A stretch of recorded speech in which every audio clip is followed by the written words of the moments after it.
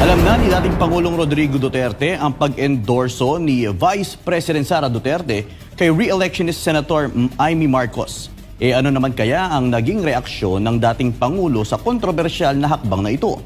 Alamin ang buong detalye sa report ni Anton Cero.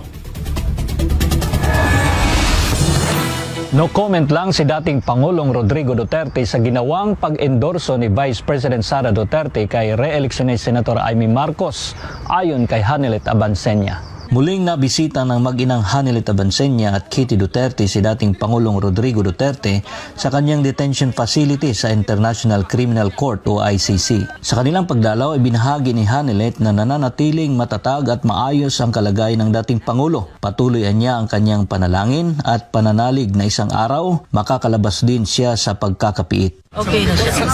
Nag-pray me. And iyon na siya. Kagawas na gudang siya.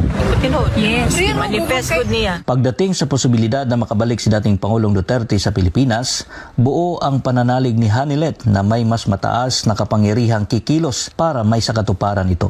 God will make a way. Wala silang gawa ito ng tao, gawa ng tao, pero ang gawa ng Diyos hindi na kayang labanan ng tao.